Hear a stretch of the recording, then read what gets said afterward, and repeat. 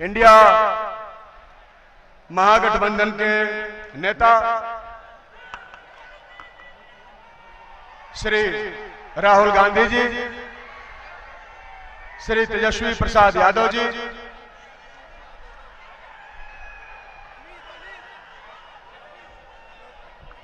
श्री मुकेश सहनी जी, comrade Dipankar Bhattacharya जी, Congress party के प्रदेश के अध्यक्ष श्री अखिलेश सिंह जी, सभी उपस्थित हैं। मैं आप लोगों से आग्रह करूंगा कि ये बाबू वीर कुंवर सिंह की धरती है, तो आप ताली बजाकर हमारे सभी नेताओं का स्वागत करिए। हम आरा की इस ऐतिहासिक धरती से इंडिया गठबंधन के अपने सभी नेताओं का हार्दिक अभिनंदन और स्वागत करते हैं। कॉमरेड दीपांकर जी पहुंच चुके हैं। आग्रह है कि मंच पर अपना स्थान ग्रहण करें। कॉमरेड सुदामा प्रसाद जी जो यहाँ के प्रत्याशी हैं, वो लगातार सभी अतिथियों का गमछा से और माला से स्वागत कर रहे हैं। आप सभी साथियों से आग्रह है कि कृपया अनुशासित तरीके से मंच पर रहिए। सभी नेता बारी बारी से आपको संबोधित करेंगे।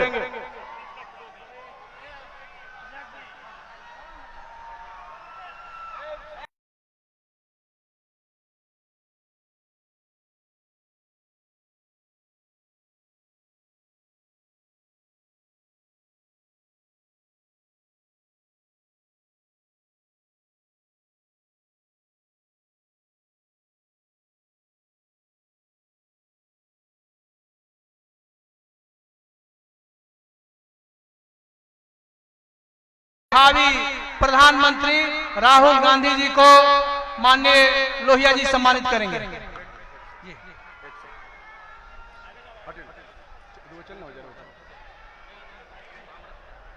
आग्रह है कि लोहिया जी बारी बारी से सभी नेताओं का स्वागत करें। दोस्तों, हमारे नेता आपको संबोधित करेंगे। सबसे पहले नगर परिषद के अध्यक्ष भाई संतोष यादव भी संबोधित करेंगे, ये सम्मानित करेंगे, तो कृपया आप भी सम्मानित कर लें।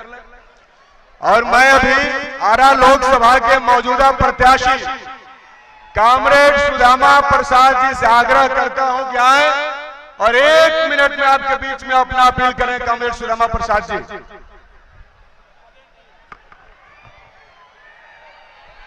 सभा के अध्यक्ष जी, संचालक और मुख्य वक्ता कांग्रेस के पूर्व अध्यक्ष माननीय श्री राहुल गांधी जी, नेता प्रतिपक्ष श्री तेजस्वी प्रसाद यादव जी, भाकपा माले के महासचिव कॉमरेड दीपांकर भट्टाचार्य जी, वीआईपी के राष्ट्रीय अध्यक्ष मुकेश सहनी जी, कांग्रेस के प्रांतीय अध्यक्ष श्री अखिलेश सिंह जी, भाकपा माले के राज्य सचिव कॉमरेड कुणाल जी, सम्मानित मंच के नेतागण और इस सभा में आए हुए साथियों, 6 चरण के बाद यह साबित हो गई है बात कि मोदी जी की सरकार जा रही है और इंडिया गठबंधन की सरकार आ रही है। और माननीय नरेंद्र मोदी जी के राजनीतिक रंगदारी को खत्म करने का दिन करीब आ रहा है, 4 जून।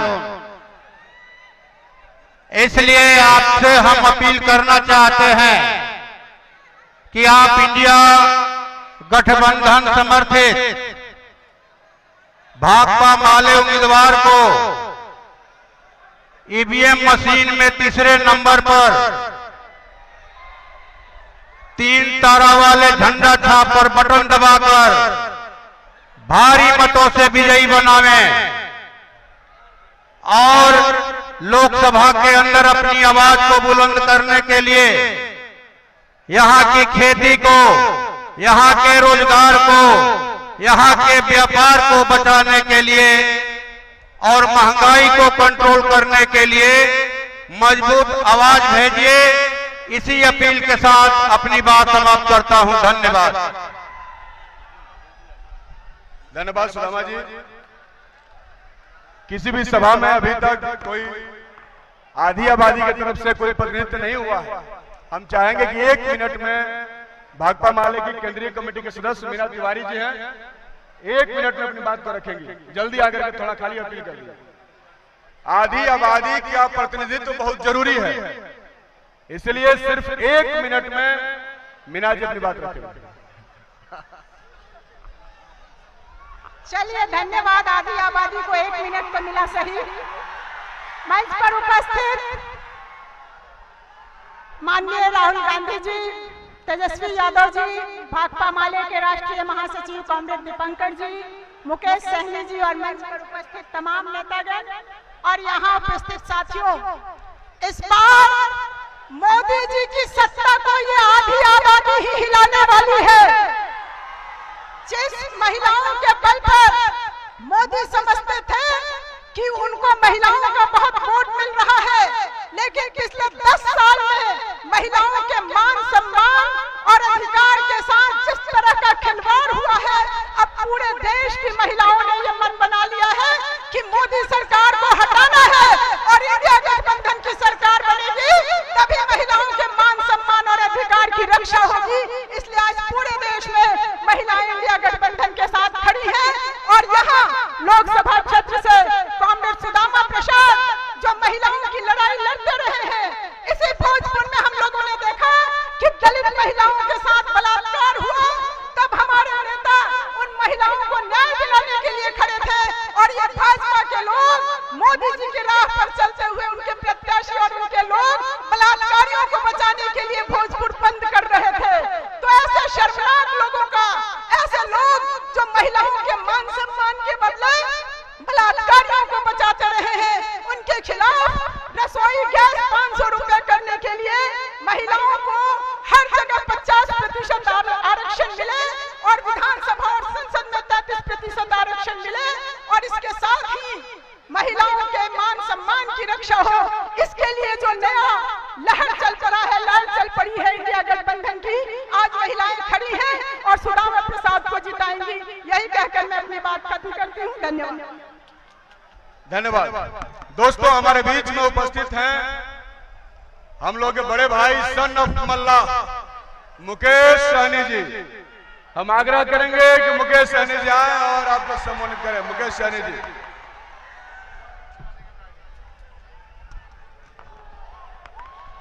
बहुत बहुत धन्यवाद।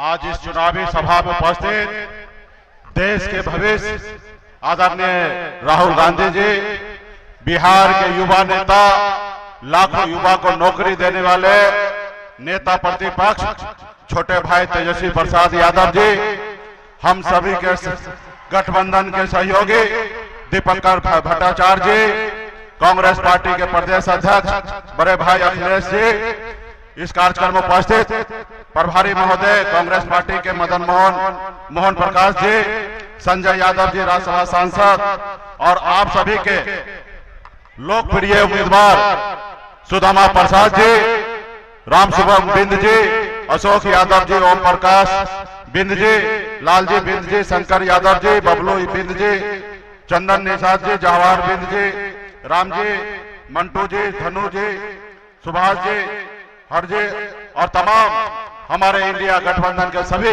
वरिष्ठ नेतागण साथियों और बड़े संख्या में यहाँ पे उपस्थित हमारे जितने भी युवा साथी, सम्मानित गार्जियन, माता बहन, सभी को सन ऑफ मल्ला मुकेश सहनी का नमस्कार प्रणाम। साथियों, चुनाव का समय है। ऐसे तो हर 5 साल में शिव प्रकाश रंजन जी अज्ञाओं के प्रत्याशी हैं। उपचुनाव में यहाँ पे उपस्थित हमारे साथी और साथियों, चुनाव का समय है। ऐसे तो हर 5 साल में 2 बार चुनाव होता है, एक बार राज्य का मुख्यमंत्री और देश का प्रधानमंत्री के लिए। लेकिन साथियों, ये चुनाव बहुत खास है। खास इसलिए कि हमारे देश का संविधान जो है वो खतरे में है साथियों। देश के संविधान हमारा खतरे में है, देश के भाईचारा हमारा खतरे में है साथियों। इसलिए साथियों आपको हमको लड़ाई लड़ने की आवश्यकता है। जैसे कभी आपके पूर्वज 250 साल अंग्रेज से लड़ाई लड़ा, उसके बाद देश आजाद हुआ साथियों। आजादी के बाद बाबा साहब भीमराव अंबेडकर ने हमें संविधान बना के दिया, देश में लोकतंत्र आया साथियों। आज एक गरीब मछुआरा मल्ला का बेटा अगर आपके सामने में अगर सर सीना चौड़ा करके अगर अपनी बात अगर रख रहा है तो ये बाबा साहब भीमराव अंबेडकर का संविधान का देन है साथियों, संविधान का देन है। अगर संविधान नहीं होता तो आज एक गरीब मछुआरा मल्ला का बेटा आपके सामने में अपनी बात नहीं रखता साथियों।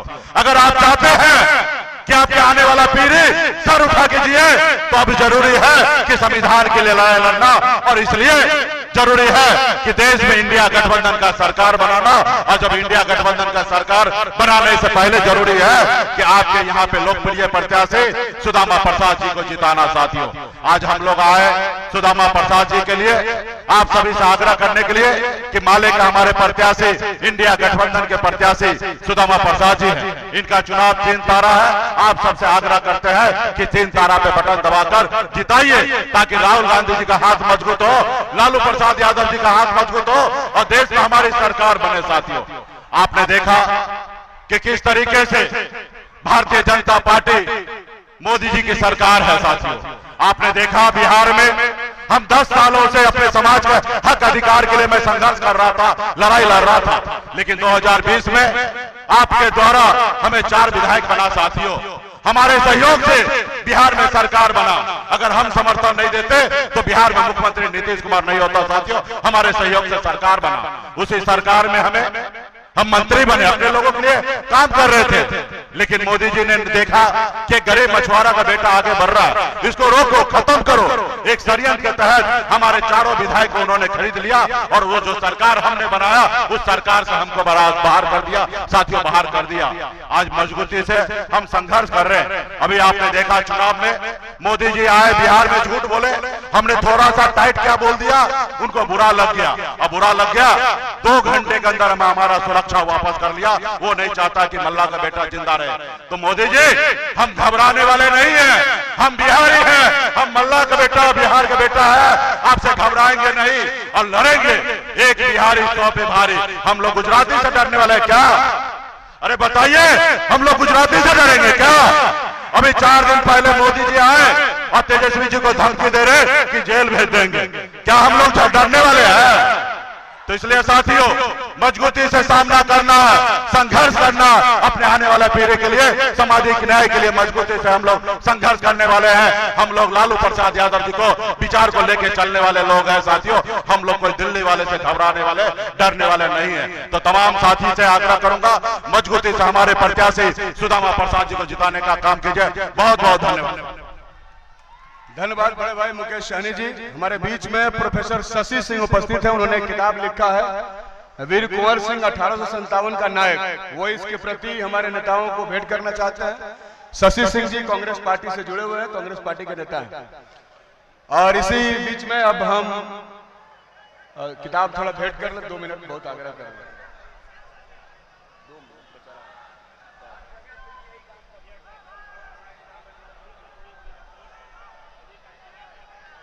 जल्दी शशि भैया तेजी में कीजिए। भाकपा माले के राष्ट्रीय महासचिव कॉमरेड दीपांकर भट्टाचार्य जी उपस्थित हैं। मैं कॉमरेड दीपांकर भट्टाचार्य जी से आग्रह करूंगा कि वहां और आपको संबोधित करें। भाकपा माले के राष्ट्रीय महासचिव कॉमरेड दीपांकर भट्टाचार्य जी।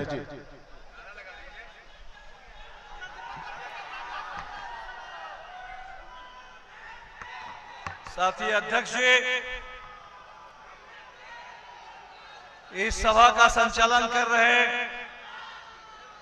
हमारी पार्टी के नौजवान विधायक साथी अजीत जी, मंच पर मौजूद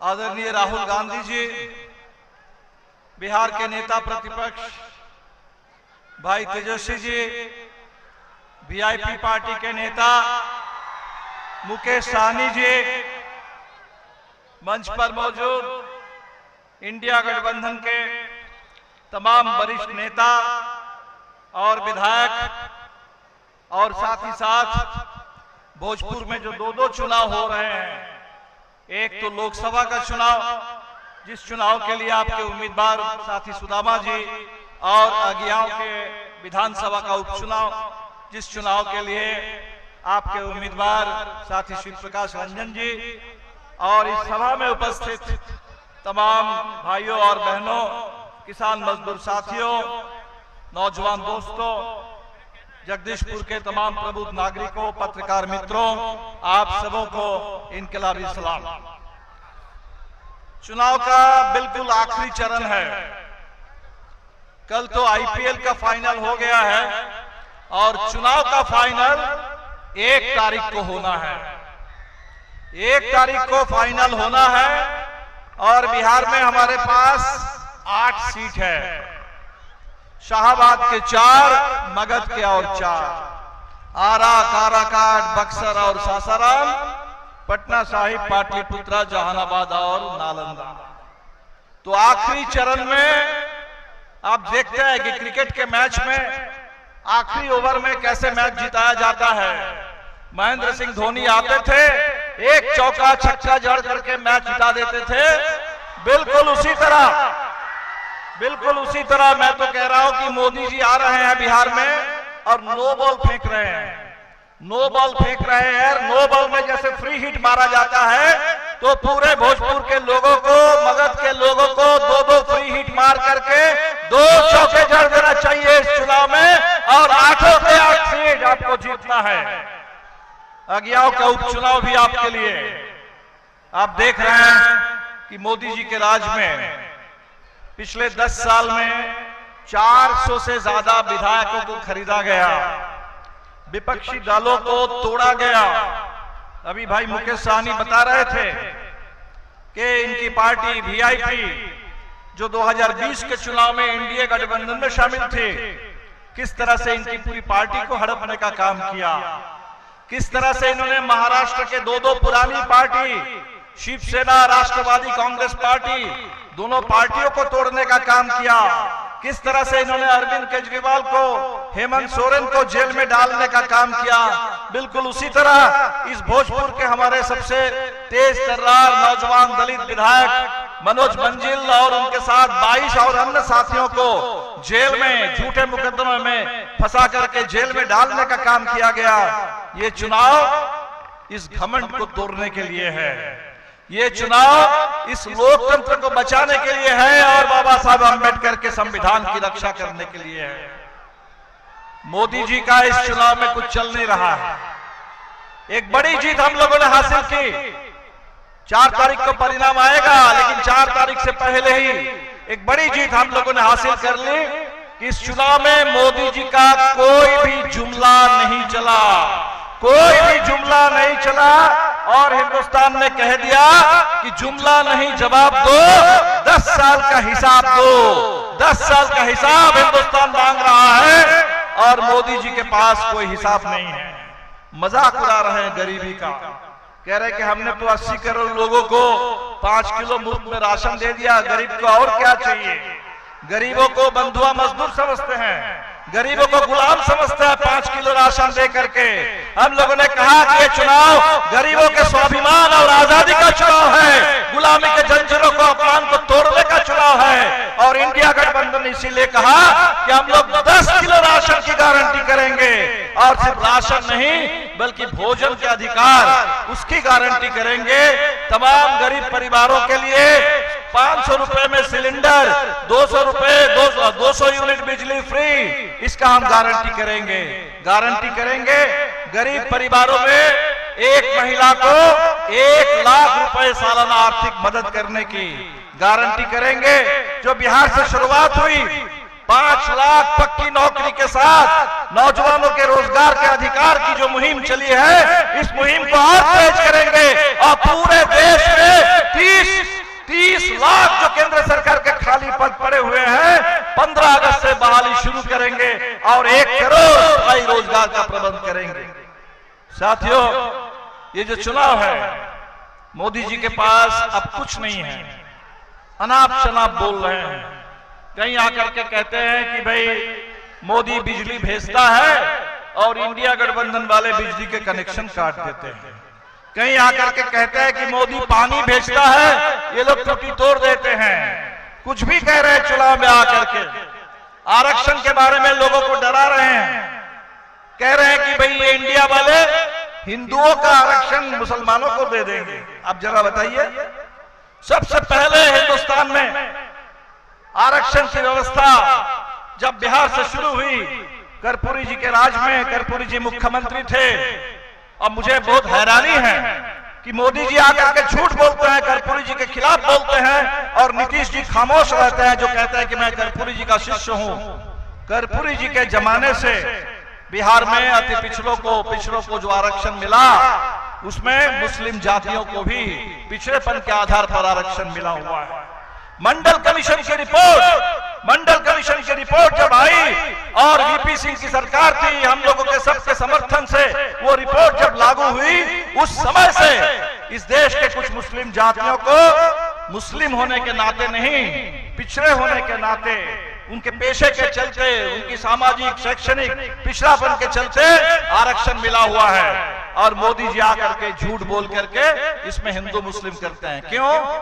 मोदी जी को डर है। किस बात का डर है?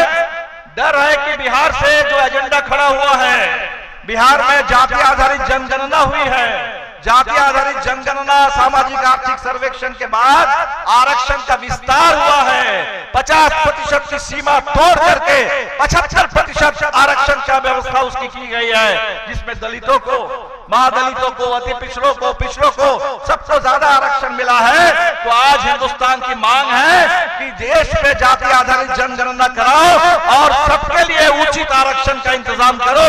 मोदी जी आकर के इसमें हमें डराने की बात करते हैं। आप देख रहे हैं कि हमारा संविधान, जिस संविधान के तहत देश में लोकतंत्र है, जिस संविधान के तहत इस देश में गरीबों को वोट डालने का अधिकार मिला है, और मैं आरा की धरती को नमन करता हूं, मैं आरा के साथियों को बधाई देता हूं, सलाम करता हूं। ये भोजपुर की धरती आजादी के आंदोलन के समय से वीर कुंवर सिंह की धरती है। 1857 में हथियार उठा लिए थे, तलवार उठा लिए थे अंग्रेजों के खिलाफ, उस समय से लड़ रहे हैं अन्याय और अत्याचार के खिलाफ। ये भोजपुर की धरती है जहां 42 के भारत छोड़ो आंदोलन में लसाड़ी के किसानों ने शहादत दी। ये भोजपुर की धरती है जहां से मास्टर जगदीश, दाम नरेश राम और रामेश्वर यादव ने सबसे पहले 70 के दशक के शुरू में सामाजिक न्याय का झंडा बुलंद किया, गरीबों के मान सम्मान का झंडा बुलंद किया। ये आरा की धरती है जहां 1979 में पहली बार यहाँ के दलितों ने, यहाँ के भूमिहीन मजदूरों ने जो वोट डालने का अधिकार नहीं मिलता था, उस अधिकार को अपने हाथ में लिया और साथी रामेश्वर प्रसाद जी को यहाँ से सांसद बना करके आपने भेज दिया था दिल्ली की संसद में। ये आपका इतिहास है। और इस बार के चुनाव में मैं देख रहा हूं जो बड़ी जीत देश की जनता की हो चुकी है, आपने चुनाव को एक जन आंदोलन में तब्दील कर दिया है। इस देश के किसानों ने, अभी हरियाणा में चुनाव हुआ, हरियाणा के गांव में भाजपा के लोग घुस नहीं पा रहे थे। किसानों ने कहा कि आपने हमें दिल्ली नहीं आने दिया, दिल्ली की सीमा पर आपने कील ठोक करके हमें रोका है, हम भी आपको गांव में घुसने नहीं देंगे। किसानों ने रोका है। अभी पंजाब में चुनाव होने वाला है आखिरी चरण में। देश के किसानों ने, देश के नौजवानों ने, जिनका रोजगार मोदी जी ने छीना, आज 75 साल की उम्र में फिर तीसरी बार मौका मांगते हैं। और देश के नौजवानों को 18, 19, 20, 21 साल के नौजवानों को अग्निवीर बना करके 22 साल की उम्र में आप सेना से रिटायर करा के घर भेजते हैं। उन नौजवानों ने रोजगार के सवाल पर इस चुनाव को जन आंदोलन बना दिया। देश की महिलाओं ने अपनी सुरक्षा, सम्मान, आजादी और बराबरी के लिए इस चुनाव को अपने हाथ में ले लिया। और हम देख रहे हैं कि इस देश के दलितों ने, इस देश के आजादी के दीवानों ने, इस देश के तमाम न्याय पसंद नागरिकों ने बाबा साहब अम्बेडकर के संविधान और उस संविधान में जो हमें अधिकार मिले हैं, उन अधिकारों की रक्षा के लिए इस चुनाव को एक तरह से आजादी का आंदोलन बना दिया। साथियों, बस 1 तारीख को आप आखिरी वोट डालेंगे, आखिरी फैसला आप सुनाएंगे। 8 सीट दे दीजिए, सुदामा जी को जिताइए, काराकाट से राजा राम जी को जिताइए, हमारे दो किसान नेता, पूरे देश के किसान आंदोलन के नेता, और सुदामा जी किसान के साथ साथ पूरे भोजपुर के, पूरे बिहार के छोटे व्यवसायियों के लिए भी हमेशा संघर्ष करते रहते हैं।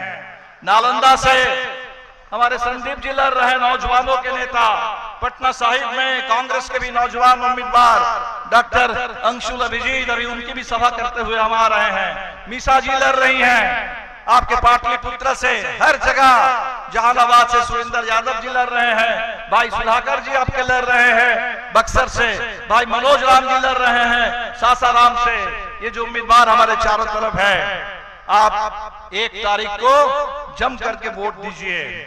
चुनाव आयोग बहुत पारदर्शिता इस बार चुनाव आयोग की दिख नहीं रही है।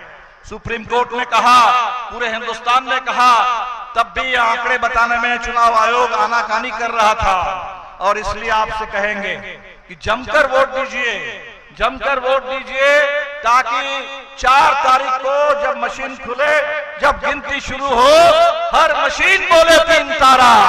इस आरा के हर ईवीएम मशीन से 3 तारा को जीत मिलनी चाहिए, और 3 तारा की जीत अगियाव से, आरा से, काराकाट से, नालंदा से, हमारे लालटेन के साथ ही लड़ रहे हैं, पाटलिपुत्रा से, जहानाबाद से, आपके बक्सर से, और पंजा छाप कांग्रेस के हमारे साथी लड़ रहे हैं, पटना साहिब से, सासाराम से। सबसे मजबूत इकाई इंडिया गठबंधन का इस बिहार की जमीन पर पूरे देश की नजर है, और अब तो भाई मुकेश जी भी हमारे साथ आ गए हैं। गठबंधन बड़ा हो गया है, और इस बड़ी एकता के साथ इस बार अपना वोट दीजिए, जिताइए, और आपके न सिर्फ सांसद बदल जाएंगे बल्कि मोदी जी की सरकार की भी विदाई हो जाएगी।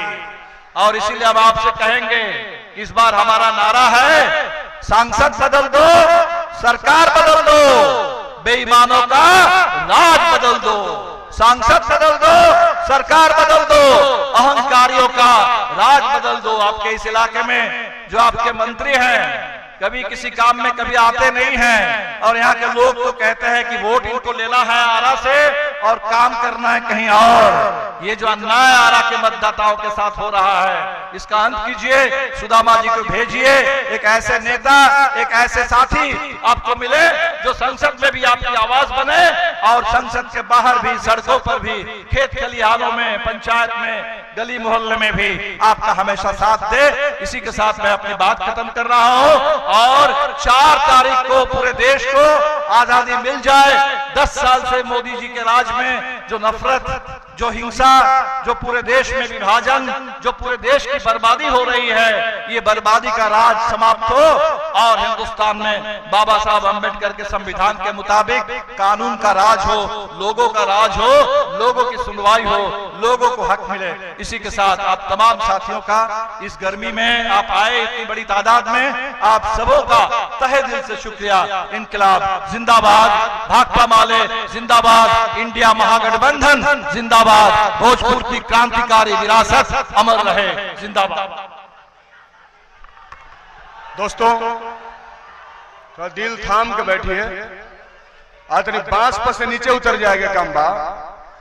हम सबके महबूब नेता हरदिल अजीज, युवाओं की आवाज, और सभाओं की डबल सेंचुरी लगा चुके माननीय नेता श्री तेजस्वी प्रसाद यादव जी हमारे बीच में उपस्थित हैं।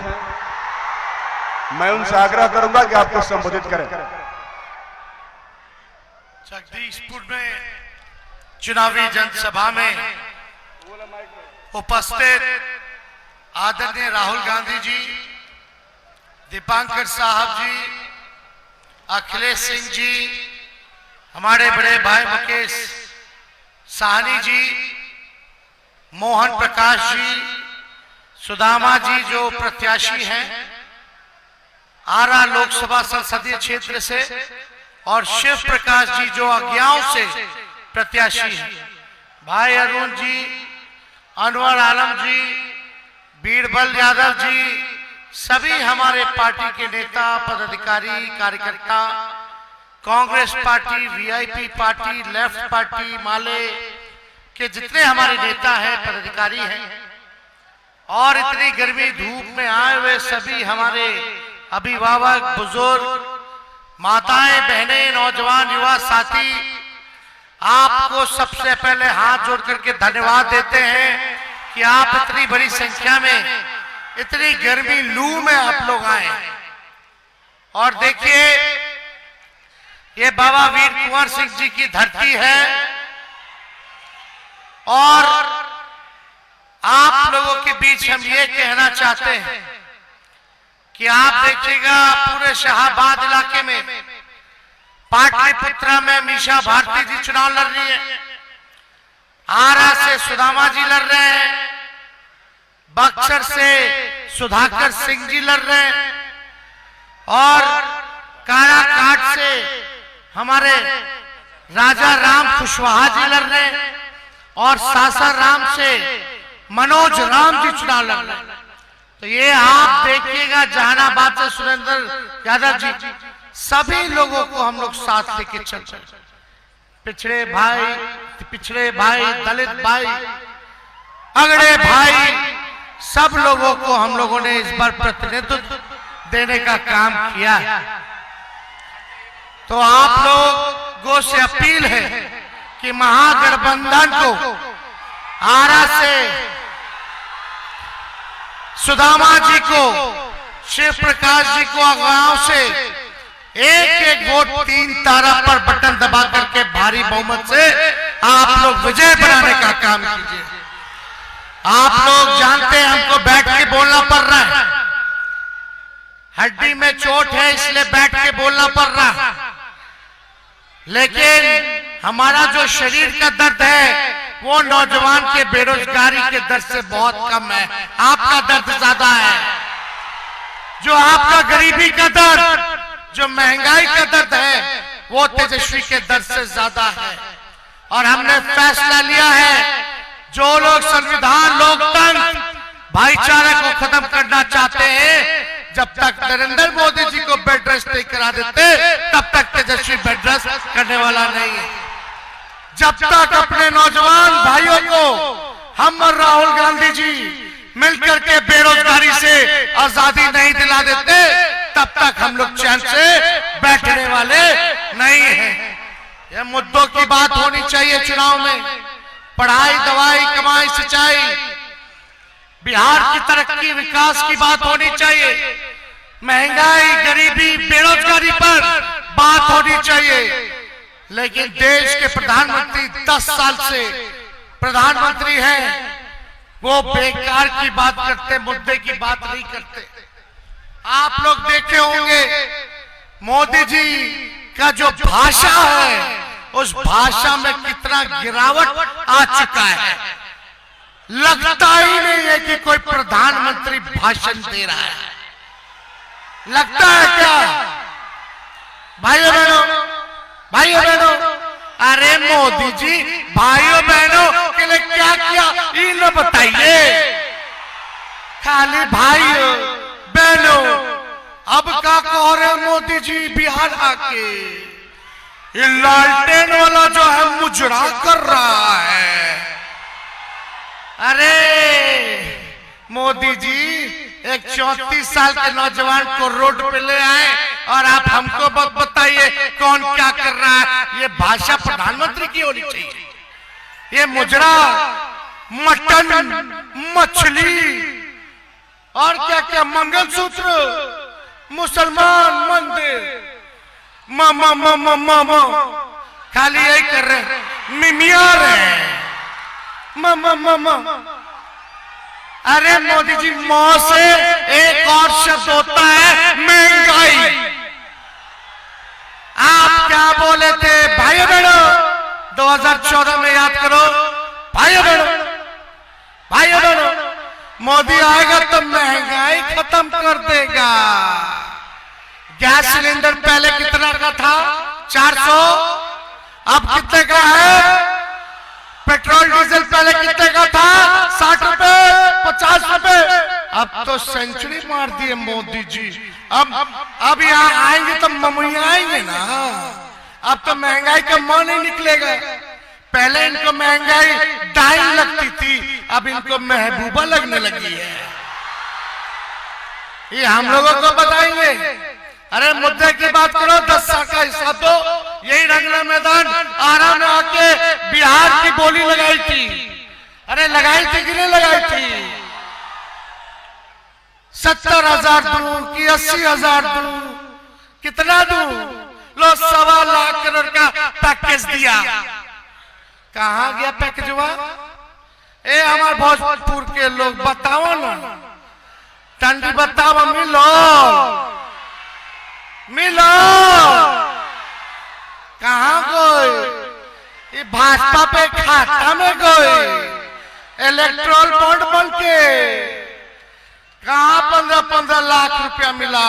अरे छोड़िए, मोदी जी जैसा झूठा प्रधानमंत्री देश में क्या दुनिया में नहीं मिलेगा और आगे भी कोई नहीं होगा।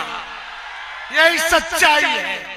इसलिए मोदी जी देखे तेजस्वी को 17 महीने में जो काम किया 17 साल में भी नहीं हुआ। 5 लाख लोग की नौकरी, 3 लाख प्रक्रिया थी, 4.5 लाख नियोजित शिक्षक के राजकीय कर्मी के दर्जा, तालमी मरकज, स्वयं सहायक समूह, विकास समिति, आंगनबाड़ी के मानदेय को दुगुना, IT policy, sports policy, tourism policy हमने कराया। बिहार में पहली बार इन्वेस्टर मीट कराया, 50,000 करोड़ का MOU साइन करवाया हम लोगों ने। आरक्षण की सीमा को 75% किया, पिछड़ा भाई का बढ़ा, अति पिछड़ा भाई का बढ़ा, दलित आदिवासी भाई का बढ़ावल। और मोदी जी आपने क्या किया 10 साल जरा बता दो। जगदीशपुर की जनता बताओ, एक काम जो मोदी जी ने जगदीशपुर के लिए अगर किया हो तो आप हमको बता दीजिए। खाली ठगे ना, यारा है थे का, यहाँ कहला है, यहाँ लइकवन सब ढूंढा था हमारा अग्निवीर वाला। यहाँ हिम्मत ना करिए। अरे ढूंढा तरह की ना, हाँ कि ना? हाँ तो हिसाब हो ही जाए। मोदी जी आए बिहार, काराकाट आए थे, बोले कि तेजस्वी को जेल भेज देंगे हेलीकॉप्टर और 2-4 दिन घूम लेने दो। बोलते कि तेजस्वी को जेल भेज देंगे, इसीलिए क्योंकि हमने नौकरी दिया, इसीलिए हमने टूरिज्म पॉलिसी, स्पोर्ट्स पॉलिसी बनाया, इन्वेस्टर मीट कराया, जाति आधारित गणना कराया, 75% आरक्षण की सीमा को बढ़ाया। और क्या डर गए का मोदी जी 34 साल के नौजवान से? तरह के रोड प्ले हमारा से बतियावा तरह कि तेजस्वी को जेल भेज देंगे, तो राहुल जी को भेज देंगे, तो हेमंत सोरेन को भेज दिए, तो अरविंद केजरीवाल को भेज दिए। तानाशाही 4 जून तक बाद में हमने के फरियाले लालू जी ना डराइले मोदी जी से, तो लालू जी का लड़को डरा जाए। अरे मोदी जी बिहार और बिहार उड़ती चिड़ियों के हल्दी लगावेला। इनसे हमको जेल भेजेंगे, सबको जेल भेज देंगे। ए मोदी जी तू हेलीकॉप्टर लेके चलो ना, ये जो विदेश जो जाते वो वाला प्लेन लेके आए, और बिहार जाइए तो हमनी के उठा लो। दिल्ली से अरविंद केजरीवाल जी को उठा ही लिए, तमिलनाडु में स्टालिन जी को उसमें ढाल दिए, उद्धव ठाकरे शरद पवार जी को उसमें ढाल लिए, बंगाल में ममता बनर्जी को ढाल के ले चलो तिहाड़। एक के बाद फैसला कर दो, लेकिन ये मालिक हमारी जनता हिसाब लेगी। हमको जेल भेजिएगा, मेरा क्या गुनाह है? लेकिन आप तो काला धन ला रहे थे। ये जो महिला का 3,000 महिला के साथ शोषण किया, उसके लिए वोट मांगे, उसको विदेश भगा दीजिएगा और तेजस्वी को गिरफ्तार करिएगा। पहलवान महिला के साथ जो बदसलूकी किया, रेप किया, शोषण किया, उसके बेटा को टिकट दीजिएगा और तेजस्वी को जेल भेजिएगा। नोटबंदी का घोटाला करके पूरा बीजेपी हर जिला में दफ्तर ले लिया, अपने घोटाला किए और तेजस्वी को जेल भेजिएगा। कोरोना में वैक्सीन का घोटाला किए कि नहीं किए? बिहार में सृजन घोटाला, बालिका गृह, उसका लोग इनके ना जेल में भेजिए। जो तेजस्वी युवा के लिए बेरोजगारी के लिए लड़ रहा है, गरीब के लिए लड़ रहा है, किसान के लिए लड़ रहा है, उसको ही जेल भेजना चाहते हैं। तो उनको भी कह देते हैं ये दिल्ली और झारखंड नहीं, ये बिहार है, हाथ लगा करके जरा दिखाइए। हम लोग एक से एक हिसाब कर देंगे। तो ज्यादा समय नहीं के राहुल गांधी जी आए हैं और आप सबके तरफ से हम राहुल गांधी जी के पूरा स्वागत करते हैं इस भोजपुर की धरती पर, बाबा कुंवर सिंह के धरती पर।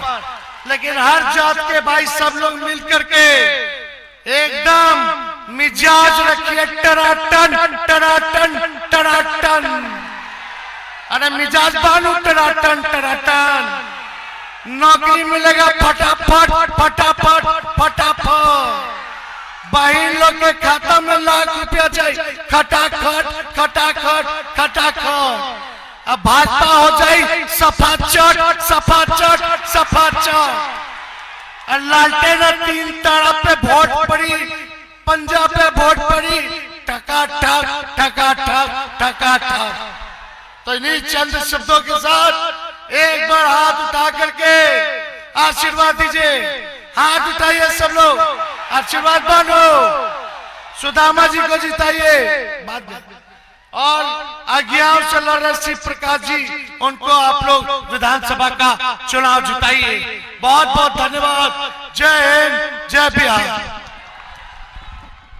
दोस्तों, हमारे बीच में इंडिया गठबंधन के नेता श्री राहुल गांधी जी उपस्थित हैं। मैं उनसे आग्रह करता हूं कि वह आपको संबोधित करें। श्री राहुल गांधी जी।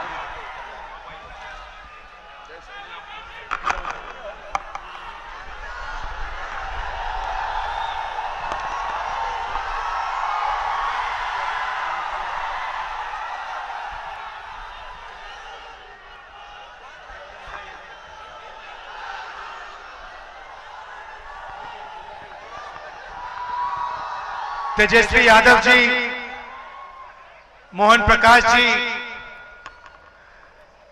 अखिलेश प्रसाद जी, दीपांकर भट्टाचार्य जी, मुकेश साहनी जी, कुंवल जी, मीना तिवारी जी, रमेश्वर प्रसाद जी, राजा राम सिंह जी, राम विष्णु सिंह जी, यहां इंडिया गठबंधन के कैंडिडेट सुदामा प्रसाद जी, आइए आइए यहां आइए।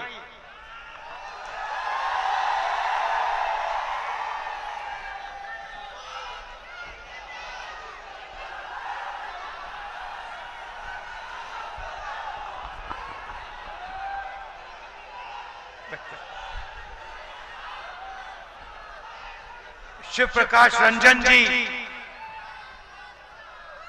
जो यहां विधानसभा का चुनाव लड़ रहे हैं। स्टेज पे इंडिया अलायंस के वरिष्ठ नेता, इंडिया गठबंधन के सारे प्यारे कार्यकर्ता, भाइयों और बहनों, प्रेस के हमारे मित्रों, आप सबका यहां बहुत बहुत स्वागत। इतनी गर्मी में आप आए, दूर दूर से आए, दिल से आपका धन्यवाद करता हूं। और सबसे ज्यादा युवा आए हैं, आप सबका यहां स्वागत करता हूं। मैंने कहा मीडिया वाले हमारे मित्र हैं, मगर मीडिया वाले हमारे मित्र नहीं हैं। वो किसानों के मित्र नहीं हैं, गरीबों के नहीं हैं, मजदूरों के नहीं हैं, पिछड़ों के नहीं हैं, दलितों के नहीं हैं, आदिवासियों के नहीं हैं, वो अदानी जी के हैं, बड़े बड़े अरबपतियों के हैं। कभी तेजस्वी जी का इंटरव्यू होता है, मेरा इंटरव्यू होता है, प्रेस कॉन्फ्रेंस होता है, सवाल पूछते हैं, उल्टे सीधे सवाल पूछते हैं। पता नहीं आपने नरेंद्र मोदी जी का इंटरव्यू देखा नहीं देखा, देखा, उसमें उनके सामने 4 चमचे बैठ जाते हैं और फिर कहते हैं प्रधानमंत्री जी आप आम कैसे खाते हो, आप काटकर खाते हो या चूस कर खाते हो, उसको खाने से पहले आप धोते हो या नहीं धोते हो। फिर प्रधानमंत्री जी का जवाब आता है पता नहीं, सब कुछ अपने आप होता है, मैं कुछ नहीं करता हूं, मुझे परमात्मा ने धरती पे भेजा है, मिशन पे भेजा है। परमात्मा ने नरेंद्र मोदी को भेजा है, हम सब बायोलॉजिकल लोग हैं, नरेंद्र मोदी जी अकेले आसमान से गिरे, उनको भगवान ने हिंदुस्तान में अदानी जी के लिए काम करने को भेजा है। 10 साल अदानी जी का काम किया, एयरपोर्ट, पोर्ट, इंफ्रास्ट्रक्चर, बिजली, ये जो आपको बिजली के बिल आते हैं ना, हजारों रुपए के आते हैं, आपको मालूम है क्यों आते हैं? अदानी कोयला खरीदता है विदेश में कोयला खरीदता है, जब तक कोयला यहां आता है अदानी उसकी कीमत को बढ़ा देता है, कीमत को बढ़ा देता है, दाम बढ़ा देता है, और सरकार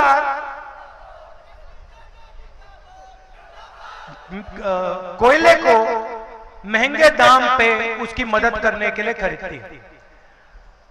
पैसा कौन देता है? आप देते हो। भाइयों बहनों, जीएसटी कौन देता है? आप देते हो।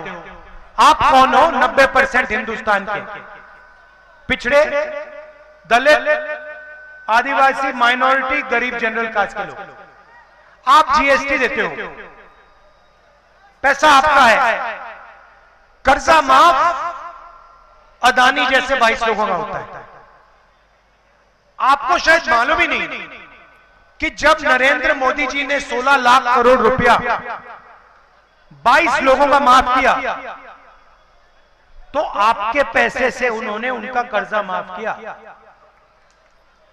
वो अदानी का पैसा नहीं है, वो हिंदुस्तान के पिछड़े वर्ग का, दलितों का, आदिवासियों का, किसानों का, मजदूरों का पैसा आप देते हो। आपने ये शर्ट पहनी हुई है, ये आपने कितने की खरीदी? हाँ, आप कितने की खरीदी है? 500 की खरीदी। भाइयों और बहनों, गरीब व्यक्ति 500 रुपए की शर्ट खरीदता है, वो उतनी ही जीएसटी देता है जितनी अदानी देता है। अगर यही शर्ट अदानी खरीदेगा तो वो भी उतनी ही जीएसटी देगा, 18% जीएसटी देगा जितनी इसने दी। वो अरबपति है, उसको लाखों करोड़ रुपए मिलते हैं, इनकी आमदनी हजारों रुपए में है। और आप देखें तो सारा का सारा पैसा आपकी जेब में से निकलता है। महंगाई की बात करते हो, तेजस्वी जी बेरोजगारी की बात कर रहे हैं, ये है क्या? ये हो क्यों रहा है? क्योंकि नरेंद्र मोदी जी ने इन 22 लोगों को चाइना के प्रोडक्ट्स का ठेका दे रखा है। ये आप अपना मोबाइल फोन देखो, इसमें मेड इन चाइना लिखा है। इसको बेचता कौन है? अदानी, अंबानी। अंबानी इस मोबाइल फोन को हिंदुस्तान में बेचता है, चाइनीज माल वो यहां बेचता है। हिंदुस्तान के युवाओं को नुकसान होता है।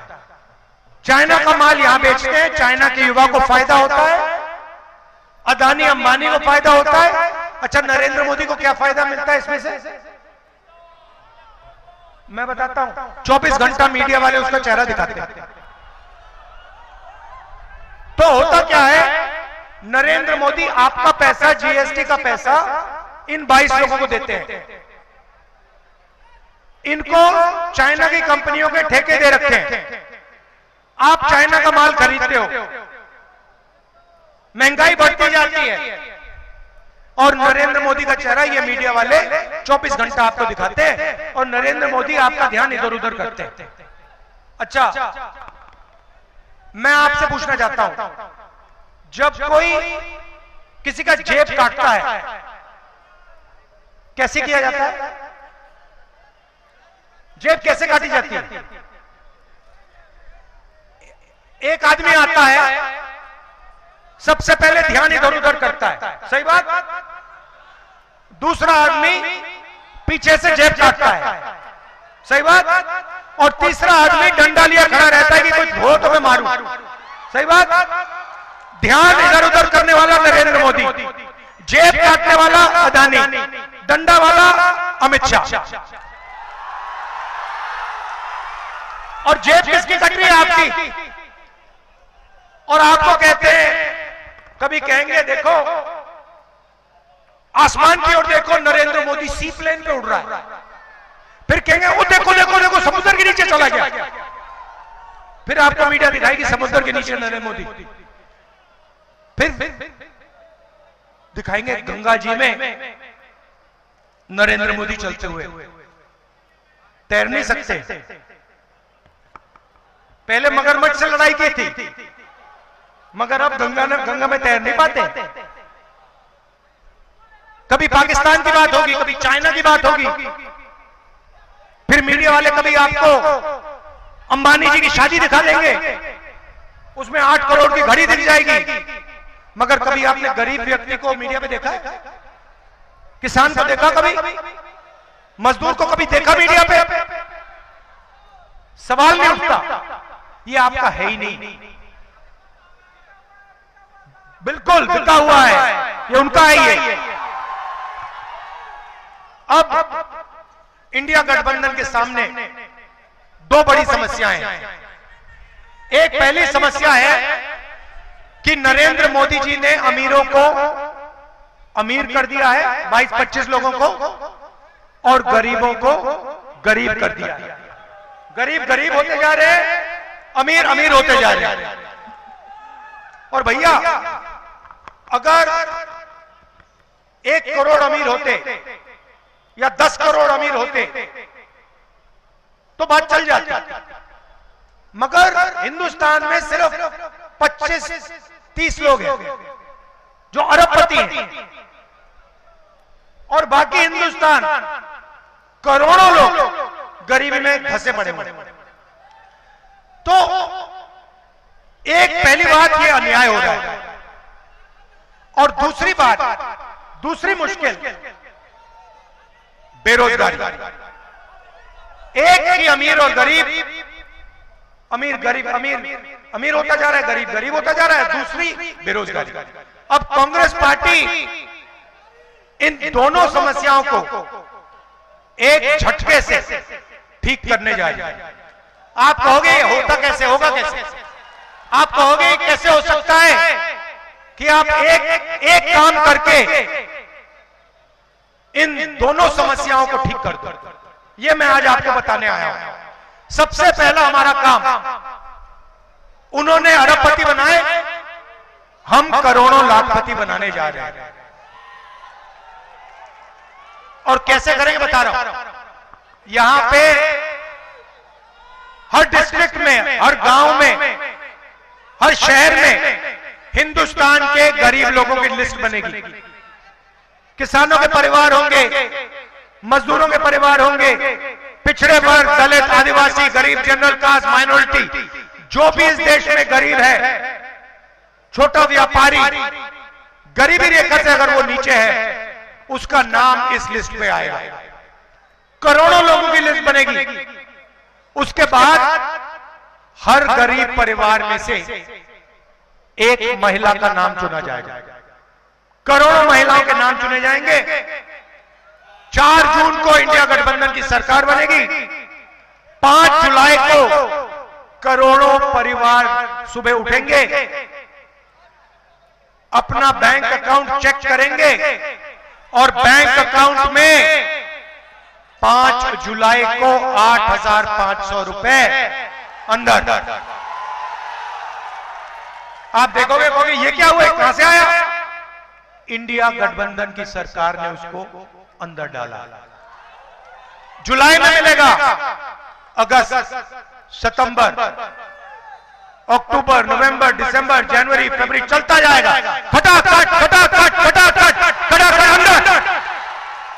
मैं तो कहता हूं ये मीडिया वाले कहेंगे जब हम पैसा देंगे, मीडिया वाले कहेंगे देखो देखो ये गरीबों की आदत बिगाड़ रहे हैं। और मैं कहूंगा ज्यादा बोलोगे ना, अभी 1 लाख रुपए साल का दे रहे हैं, 2 लाख कर देंगे, चुप हो जाओ। तो अभी बोल रहा हूं, तो पहला काम सीधा महिलाओं के, गरीब महिलाओं के बैंक अकाउंट में पैसे का इंजेक्शन। दूसरा काम, यहां पे आपने वो थोड़ी देर बाद में आएगा। दूसरा काम, यहां पे आप लोग धान उगाते हो, यहां पे आपको धान के लिए, हिंदुस्तान के किसानों को धान के लिए, शुगर केन के लिए, आलू के लिए सही दाम नहीं मिलता।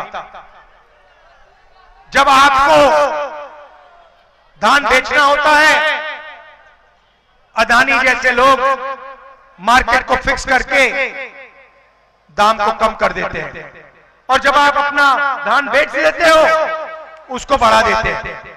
तो पहली बार हिंदुस्तान की सरकार हिंदुस्तान के किसानों को, बिहार के किसानों को कानूनी मिनिमम सपोर्ट प्राइस, कम से कम दाम धान के लिए, अनाज के लिए, शुगर केन के लिए देने जा रही है। दूसरा काम उन्होंने 16 लाख करोड़ रुपए कर्जा माफ किया। हम हिंदुस्तान और बिहार के किसान का कर्जा माफ करने जा रहे हैं। तो महिलाओं के जेब में पैसा, किसानों को पैसा, मजदूरों को आज 250 रुपए मिलते हैं मनरेगा में, हम 400 करने जा रहे हैं। आशा आंगनवाड़ी महिलाओं की जो आमदनी है उसको हम दुगना करने जा रहे हैं। अभी यहां युवा देख रहे हैं, कह रहे हैं भैया ये क्या हो रहा है, किसान को पैसा मिल रहा है, महिलाओं को मिल रहा है, मजदूरों का आपने दे दिया, हमारा क्या होगा?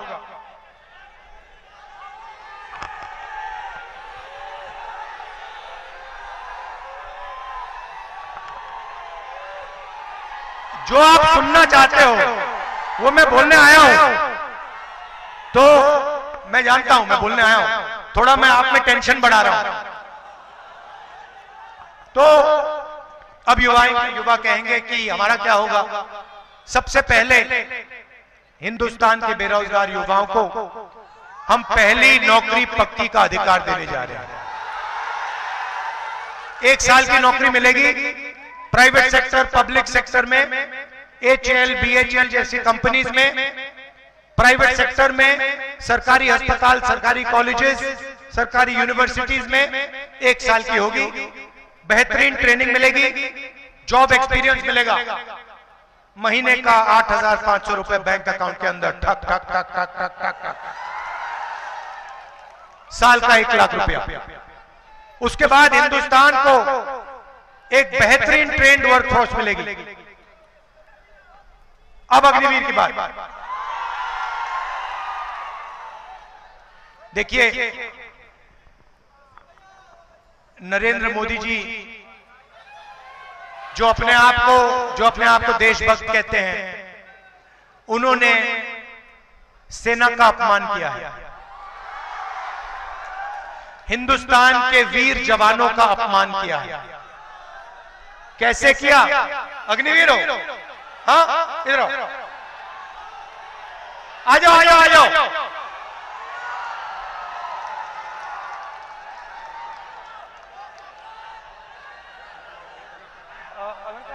अग्निवीर है, अग्निवीर है, अग्निवीर बोलो।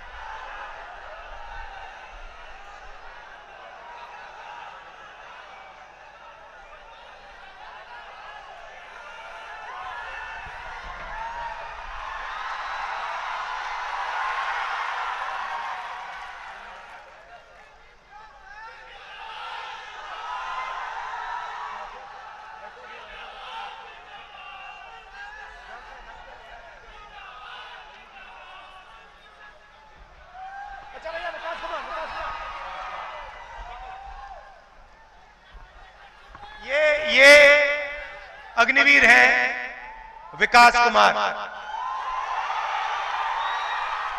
आपको कैसा लगा ये अग्निवीर योजना? हमको ये स्कीम थोड़ा सा भी अच्छा नहीं लगा सर। इनको ये स्कीम थोड़ा सा भी अच्छा नहीं लगा। पता है क्यों? क्योंकि नरेंद्र मोदी ने 2 तरीके के शहीद बनाए हैं। इनको विकास कुमार को कहा जा रहा है कि तुम जाओ, तुम्हारे दिल में देशभक्ति की भावना है, तुम जाओ, तुम बॉर्डर पे खड़े हो, बिना ट्रेनिंग के, बिना पेंशन के, बिना कैंटीन, और अगर तुम्हारे साथ कुछ होता है, अगर तुम शहीद होते हो, तो हिंदुस्तान की सरकार तुम्हारे साथ नहीं खड़ी होगी। अगर तुम शहीद होते हो, तुम्हें शहीद का दर्जा नहीं मिलेगा, क्योंकि तुम अग्निवीर हो, तुम नॉर्मल जवान नहीं हो। भाइयों और बहनों, यह सिर्फ सेना का नहीं, हर देशभक्त का अपमान है, और हम इस बात को मानने के लिए तैयार नहीं है कि 2 शहीद होंगे। एक तरीके का शहीद होगा, सबको पेंशन मिलेगी, सबके परिवार की रक्षा होगी, सबको कैंटीन मिलेगी, सबको पेंशन मिलेगी। और मैं आपको आश्वासन देना चाहता हूं, और आपके माध्यम से हिंदुस्तान के हर एक जवान को, हर एक युवा को, हर एक अग्निवीर को, जैसे इंडिया गठबंधन की सरकार आएगी, हम अग्निवीर योजना को फाड़ के कूड़ेदान में फेंक देंगे।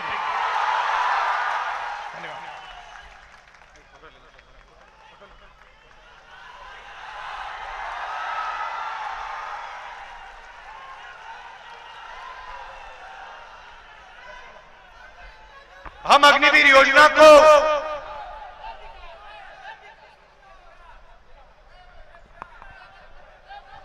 इनको कहा जा रहा है कि 2 तरीके के जवान होंगे। एक अमीर घर का बेटा होगा, जिसे जवान कहा जाएगा, जिसको शहीद का दर्जा मिलेगा, और दूसरा गरीब घर का बेटा होगा, बिहार के किसान का बेटा होगा, जो सेना में जाएगा, उसको सेना से निकाल दिया जाएगा, उसको ना पेंशन मिलेगी, ना शहीद का दर्जा मिलेगा, ना कैंटीन मिलेगी। अगर उसके साथ कुछ होता है, सरकार उसकी रक्षा नहीं करेगी। हम इस बात को नहीं मानेंगे, अग्निवीर योजना को फाड़ के कूड़ेदान में डालेंगे।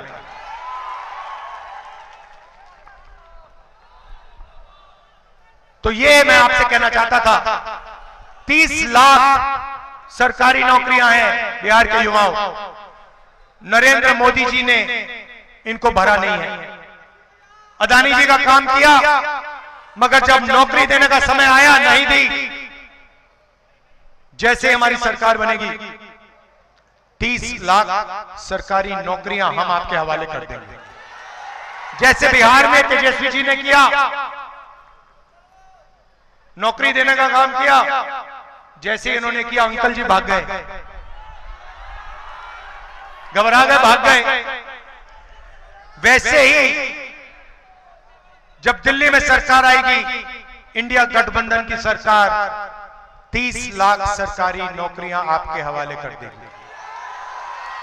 भाइयों और बहनों, आखिरी बात और सबसे जरूरी बात, यह चुनाव संविधान का चुनाव है। यह पहला चुनाव है जहां अंबेडकर जी के संविधान पर नरेंद्र मोदी, अमित शाह, बीजेपी के कार्यकर्ता, बीजेपी के नेता सवाल उठा रहे हैं। उन्होंने खुल के कहा है, बीजेपी के नेताओं ने खुल के कहा है कि अगर हमारी सरकार आएगी तो हम संविधान को खत्म कर देंगे, फाड़ के फेंक देंगे। बीजेपी के नेताओं, सपना मत देखो, आपकी सरकार नहीं आ रही है, आपकी सरकार जारी है। और मैं स्टेट से गारंटी दे रहा हूं, नरेंद्र मोदी हिंदुस्तान के प्रधानमंत्री नहीं रहेंगे, क्योंकि उन्होंने युवाओं को रोजगार नहीं दिया, अग्निवीर योजना लाए, किसानों की मदद नहीं की, जाति जनगणना पे बिल्कुल चुप हो गए। भाइयों और बहनों, देश में 50% पिछड़ा वर्ग है, 15% दलित, 8% आदिवासी। हमने जाति जनगणना की बात उठाई। हमने कहा कि जाति जनगणना होनी चाहिए, देश को पता लगना चाहिए इस देश में पिछड़े वर्ग के कितने लोग हैं, दलित कितने, आदिवासी कितने, गरीब जनरल कास्ट के कितने, माइनॉरिटी कितने। हमने यह भी कहा कि सिर्फ जाति जनगणना नहीं होनी चाहिए, आर्थिक सर्वे होना चाहिए और हर संस्था का सर्वे होना चाहिए। हम जानना चाहते हैं कि हिंदुस्तान की सरकार में, मीडिया में, जुडिशरी में कितने पिछड़े लोग हैं, कितने दलित हैं, कितने आदिवासी हैं, कितने गरीब जनरल कास्ट के लोग हैं। जैसे ही मैंने ये बात बोली, नरेंद्र मोदी जी कहते हैं हिंदुस्तान में कोई जाति नहीं है, हिंदुस्तान में सिर्फ 2 जात हैं, एक अमीर जात, एक गरीब जात। तो मोदी जी, अगर हिंदुस्तान में सिर्फ 2 जात हैं तो आप ओबीसी कैसे बन गए? आप अपने आप को 24 घंटा ओबीसी कहते हो, और जब पिछड़ों की मदद करने की बात आई, जाति जनगणना, इकोनॉमिक सर्वे, संस्थाओं का सर्वे कराने की बात आई, तो आप चुप हो गए, भाग गए और आपने कहा कि देश में कोई जाति नहीं है, सिर्फ 2 जातियां हैं, अमीर और गरीब। भाई और बहनों, हमारी सरकार आएगी, जाति जनगणना कराएंगे, इकोनॉमिक सर्वे होगा, संस्थाओं का सर्वे होगा, और ये जो 50% का रिजर्वेशन का लिमिट लगा रखा है, इसको हम तोड़ के फेंक देंगे। मैं आपका दिल से धन्यवाद करना चाहता हूं। आप सब दूर दूर से आए, इतने प्यार से आपने हमारी बात सुनी, दिल से धन्यवाद करता हूं। और भूलिए मत, अग्निवीर को हम फाड़ के कूड़ेदान में फेंकने जा रहे हैं। धन्यवाद, जय हिंद।